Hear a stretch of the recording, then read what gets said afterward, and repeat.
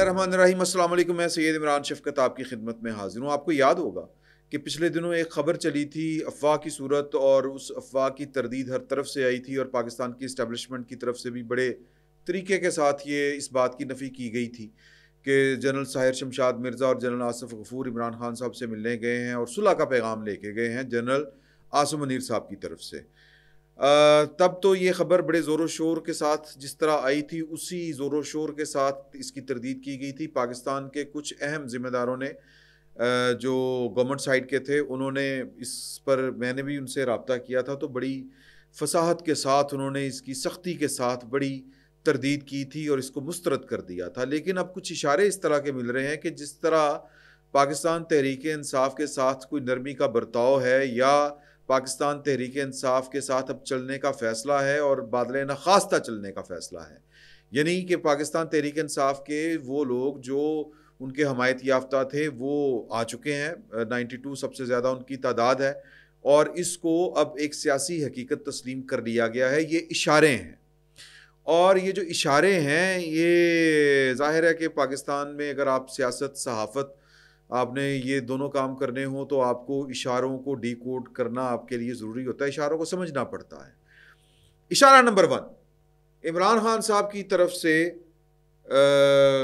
जो है वो एक हाथ दो एक हाथ लो, यानी कि वो, बल्कि वो क्या कहेंगे, कैरेट एंड वो स्टिक वाला वो फार्मूला, उनकी तरफ से एक नाम आया अली अमीन गंडापुर साहब का। बहुत से लोगों का ये ख्याल था कि ये महाजराई की तरफ बढ़ रहे हैं, इस तरह तो रियासत के साथ चला नहीं जा सकता, बड़ी गड़बड़ हो जाएगी, 9 मई के मुकदमे में ये मुलव्वस हैं, और कल कलां को अगर इनके खिलाफ कार्रवाई हुई तो फिर एक सूबे के चीफ एग्जीक्यूटिव की गिरफ्तारी, बहुत बदमज़गी होगी, ये वफाक के लिए भी अच्छा नहीं, ये पाकिस्तान के लिए अच्छा नहीं, ये जमहूरियत के लिए अच्छा नहीं। तो फिर क्या सूरत बनेगी, क्या अली अमीन गंडापुर को बनने दिया जाएगा? लेकिन हमने देखा कि अचानक से तेज़ी के साथ पेशावर हाई कोर्ट ने अली अमीन गंडापुर साहब को रिलीफ दिया। एक रिलीफ पहले दिया, एक रिलीफ आज दिया। फिर उसके बाद इमरान खान साहब की तरफ से वजारत उज़्मा के लिए, अब ये स्मार्ट मूव है, वजारत उज़्मा के लिए उनका नाम दिया है उमर अयूब साहब का। अब उमर अयूब साहब कौन है? ये पाकिस्तान की इस्टेब्लिशमेंट के भतीजे हैं। पाकिस्तान की इस्टेब्लिशमेंट में उमर अयूब साहब का, उनके वालिद गौहर अयूब साहब का एक ख़ास मकाम है। ये अपने हैं, ये पाकिस्तान की फ़ौजी इस्टेब्लिशमेंट के अपने लोगों में से हैं। जिस तरह वो ज़ुबैर साहब अपने हैं, इसी तरह हुमायूं अख्तर साहब जहाँ पे भी हों, ज़ियाउल हक साहब के साहबज़ादे तीनों में ना 13 में, लेकिन वो बहावलपुर से हर दफ़ा इलेक्शन जीत जाते हैं, कभी पलट के उन्होंने वहाँ पे देखा नहीं। तो कहने का मतलब ये है कि पाकिस्तान की इस्टेब्लिशमेंट अपने आबाओ अजदाद की निशानियों को सीने से लगा के रखती है, और पाकिस्तान की इस्टेब्लिशमेंट जो है वो बड़े अच्छे तरीके के साथ पॉलिटिकली भी चीज़ों को मैनेज कर लेती है। तो इमरान खान साहब ने ये एक उनका बंदा उनके आगे कर दिया। अब ये स्मार्ट मूव इसलिए है कि अली मीनपुर की तरफ से तो उनका कलेजा जो है वो ठंडा करने की कोशिश है कि, लेकिन इमरान खान साहब को ये पता है कि वो अगर पाकिस्तान पीपल्स पार्टी के साथ नहीं मिलते या नून लीग के साथ नहीं मिलते तो फिर उमर अयूब साहब वज़ीर आज़म नहीं बन सकते। उनको पता है कि उमर अयूब ने वज़ीर आज़म नहीं बनना, तो एक ऐसा शख्स उनको दे के इस्टेब्लिशमेंट के लिए एक वो जिसको कहते हैं ना कि सफ़ेद झंडा लहराना, या सुलह सफाई का पैगाम देना, या कि अपने आप को मैनेजेबल होना, ये पैगाम देना, ये उन्होंने मूव चली है। और उनको पता है कि इसने वज़ीर आज़म तो बनना नहीं, वज़ीर आज़म अगर बनना होता तो फिर शायद कोई और होता नाम उनकी जगह के ऊपर। तो और वैसे भी अपनी जगह के ऊपर इमरान खान साहब को वज़ीर आज़म शायद ही कोई और पसंद आए। तो अली अमीन गंडापुर साहब जो हैं, वो उनको पता है कि ये पक्के टीट बनेंगे, तो इसलिए जनाब वहाँ पर वो कोई तब्दील नहीं कर रहे। तो उनकी जो ऑडियंस है, उनकी जो फॉलोइंग है, उनका जो कल्ट है, उसको बेसिकली ये मैसेज देना कि खान झुकता नहीं है, खान ने नाम दिया था अली अमीन गंडापुर का, वापस नहीं लिया। तो ये उन्होंने अपने वोटर को अपील भी किया है। अब उनका वोटर जो है वो इमरान खान साहब को हीरो की सूरत में ही देखेगा, एक तीर से दो शिकार। यानी उमर अयूब साहब का नाम दे के गोंगलू से मिट्टी झाड़ दी और अली अमीन गंडापुर का नाम दे के अपनी वोटर को, अपने सपोर्टर को, अपने फैन फॉलोइंग को मैसेज दिया कि खान डरता डरता किसी से नहीं है। तो बड़ी अच्छी मूव है। तो पाकिस्तान की इस्टेब्लिशमेंट भी इसको हजम कर गई है, क्योंकि लड़ाई से बचना, मेरा ख्याल है कि इस वक्त इस्टेब्लिशमेंट जो है वो मुल्क को महाजराई की तरफ नहीं लेके जाना चाहती, ये एक ख्याल है।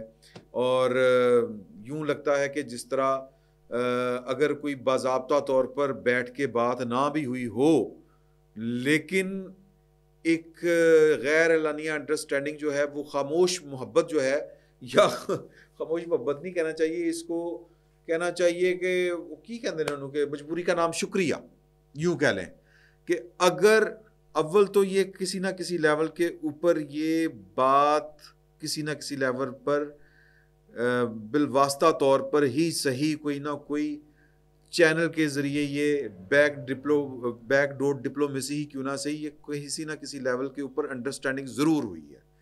अगर ये किसी ना किसी लेवल के ऊपर अंडरस्टैंडिंग नहीं हुई, अगर बिलफर्ज महाल आप ये मार्जिन दें, तो फिर इसका मतलब ये है कि ये अपनी अपनी जगह के ऊपर इस्टेब्लिशमेंट ने तय कर लिया है कि हमने महाजराई से बचना है। अकल का तकाजा यही है। तो अगर वो गिरफ्तार करते हैं अली अमीन गंडापुर साहब को तो भी मसला होता है। अगर गिरफ्तार करना होता तो पाकिस्तान की अदलिया यहीं पे थी, ये सारे यहीं पे थे। तब तो राहदारी वाली जमानतें नहीं हुई थी, 148 ब्लैंकेट बेल्स जो होती हैं वो तो नहीं हुई थी, अब अचानक से होनी शुरू हो गई। इसका मतलब ये है कि ऊपर से मामला पाकिस्तान की इस्टेब्लिशमेंट के और पाकिस्तान तहरीक इंसाफ के मजबूरी के नाते ही सही, लेकिन वहाँ पर कोई ना कोई पॉजिटिव चेंज आई है, कोई चीज़ आगे बढ़ी है। तो उसका नतीजा, दूसरा नतीजा नंबर 3, पहले उमर अयूब और ये अली अमीन गंडापुर हो गए।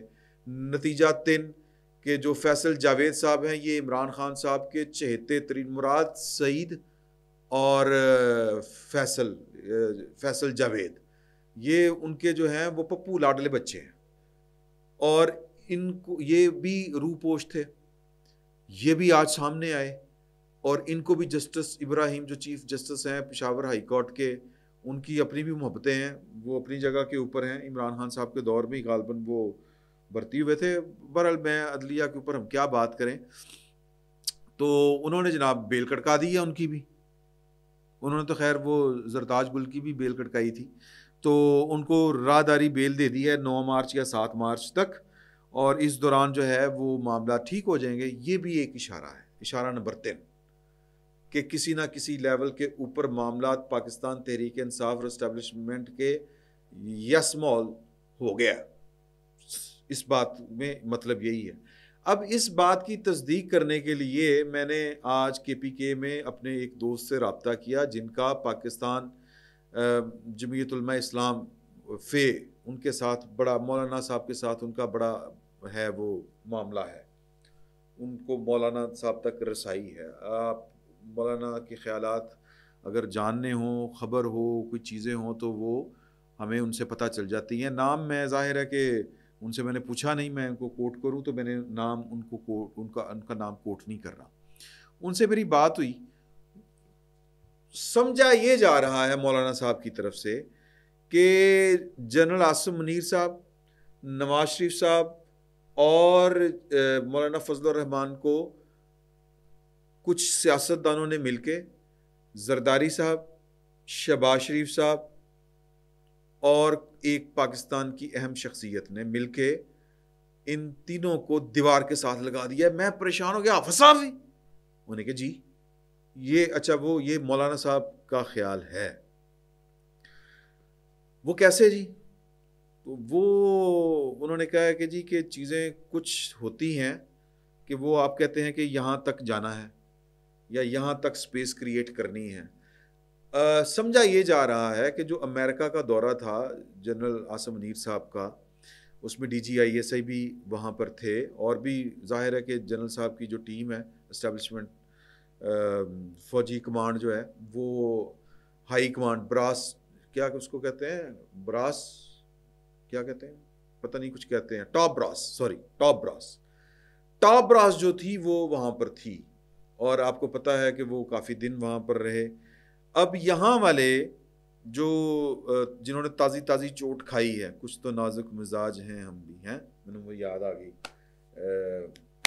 गुलाम अली ने गाई है, और मेरा ख्याल है कि ये मोहसिन नकवी साहब की है। अगर प्रोड्यूसर साहब चेक कर लें इस दौरान, अगर मैंने कोई गलती किया तो मैं वो दुरुस्त कर लूँगा। ये गज़ल उनकी है। तो ये जो ताज़ा ताज़ा जिन्होंने चोट खाई है, जिनके दिल में लहरें उठ रही हैं, नए नए ख्याल आ रहे हैं, उनको ये लगता है कि वहाँ पर मामलात कुछ इस तरह के हुए थे कि ये किया जाएगा, और उसका नतीजा ये निकला। जाहिर है कि वो ऊपर से ऑर्डर होंगे, लेकिन उन ऑर्डर्स को कहते हैं ना कि तू मैनू उंगल पड़ा, मैनू हथ फड़ा तो तंगाड़े में आप ही चढ़ जाऊंगा। ये हमारे पंजाबी में मिसाल है, तू मैनू हाथ फड़ा या उंगल फड़ा, तंगाड़े मैं तुम्हारे ऊपर खुद ही सवारी कर लूँगा। इसका उर्दू तर्जमा ये है। वो एक टांग इधर नहीं होती, तंगाड़े।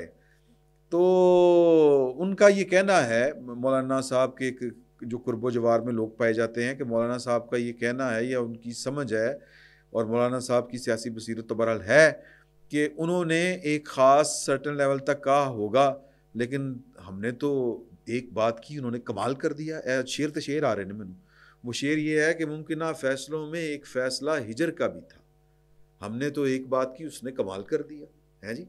तो वो करने वालों ने आगे कमाल कर दिया। जो हाफिज साहब के नीचे वाली जो पलटून है सारी की सारी, उनका ये ख्याल है मौलाना साहब का कि KPK में तो मान के थे कि दे दो KPK में, और KPK में मुकाबला हुआ ही नहीं, ये उनका कहना। अब इसको वो इलेक्शन कमीशन में किस तरह चैलेंज करते हैं, किस तरह नहीं, मैंने पूछा कि किस तरह नहीं हुआ। उन्होंने कहा कि यार यहाँ पर जो पाकिस्तान तहरीक इंसाफ है वो बेसिकली तालिबान का दूसरा नाम है, तो किसी ने मरना था उनके सामने आके, अन्य वाह दगड़ दगड़ उन्होंने ठप्पे लाए। मैंने कहा अच्छा। उन्होंने कहा और तो और, अब ये खबर है कि, और वैसे सोशल मीडिया पे चल रही है, तस्दीक हुई है वहाँ से, कि अली अमीन गंडापुर निगरान वज़ीर आला जो KPK हैं वो, और चीफ सेक्रेटरी डेरा इस्माइल खान उनके घर गए थे, अली अमीन गंडापुर के। सुभान अल्लाह, ये देखे ना कैसे खौफनाक इशारे आ रहे हैं। और यानी कि मुलजम हो 9 मई का, और चले मजबूरी हो के यार के मतलब के लड़ाई झगड़े से बचना है, लेकिन कार ही चले गए। और फिर पेशावर वाले घर में कल IG KPK पुलिस जो हैं अख्तर याद साहब, वो भी गए हुए थे ताज़ियत करने। तो वो कह रहे हैं कि जी कि यहाँ पर तो लमलेट हो चुकी है इंतज़ामिया भी और उनके सियासी मुखालफिन भी, क्योंकि वहाँ पर PTI का दूसरा नाम या तालिबान का वहाँ पर दूसरा नाम या PTI का वहाँ पर दूसरा नाम जो है वो तालिबान है। ये एक दूसरे में वो कर चुके हैं, अदल बदल कर चुके हुए हैं। तो वहाँ पर तो इंतज़ामिया खड़ी नहीं हुई, वहाँ पर इलेक्शन कमीशन क्या, और जो ज़िले इंतज़ामिया या सूबाई इंतज़ामिया, मकामी इंतज़ामिया, जो भी नाम देना चाहिए आप, तो वो कहते हैं कि वहाँ पर तो ये था। अमेरिका में अगले कह के आए थे कि जी KPK दे देंगे और ये करेंगे वो करेंगे, लेकिन ये जनाब तबाही तो है वो ऊपर से लेके नीचे तक फिर गई। और सारे अमल में 3 लोग जो हैं वो देख रहे हैं कि उन्होंने होया की, कौन कौन, आसिम मुनीर साहब, नवाज शरीफ साहब और मौलाना फजल रहमान, और शहबाज शरीफ साहब और जरदारी साहब भुगत गए इन्हों के खिलाफ। अब ये उनका ख्याल है, ये उनका ख्याल है, मौलाना फजल रहमान एंड कंपनी, उनके जो उनका जो हल्का अहबाब है, ये उनका ख्याल है, ये उनका सियासी निचोड़ है इस सारी सूरत हाल का। अल्लाह बेहतर जानता है, हम तो सिर्फ इतना जानते हैं कि इस्टेब्लिशमेंट की कोई ना कोई जो है वो आपस में सुर मिल गए हैं इनके, कोई सिंह, कोई आपस में कोई, मेरा मतलब है कोई मोहब्बत बढ़ गई है मजबूरी में, या जो भी आप इसको कहना चाहें। मुझे तो खैर मजबूरी ही लगता है कि लड़ाई झगड़े से बचा जाए और आगे चला जाए, जो कि अच्छी चीज़ है, इसको अप्रिशिएट करना चाहिए। लेकिन आपके सामने सब कुछ कितनी तेज़ी से तब्दील हो रहा है, इसको आप जो भी नाम देना चाहें, मैं अगर इसको तमाम तर जो वसवसे ख़यालात और जो होते हैं ना अजीबोगरीब किस्म की जो कहानियाँ फ़ौरन ज़हन तराशता है, घड़ता है, उन सब को साइड पे रखते हुए कि अगर ये लोगों की मंशा है तो फिर लोगों की मंशा का एहतराम होना चाहिए। अगर KPK में कोई तालिबान ने की बंदूक ने कोई जादू नहीं दिखाया, कोई खौफ का करिश्मा नहीं हुआ, खालिस्तन लोगों का अपना फैसला था अगर, तो इसको अप्रिशिएट करना चाहिए। और अगर नहीं था, जो मौलाना साहब और उनके दोस्त अहबाब समझ रहे हैं, तो फिर ये रियासत पाकिस्तान के सोचने का मकाम है कि कित्थे लै गई पार्टियां पाकिस्तान। मर्जी है। फिर वक्त इतना ही, बहुत बहुत शुक्रिया।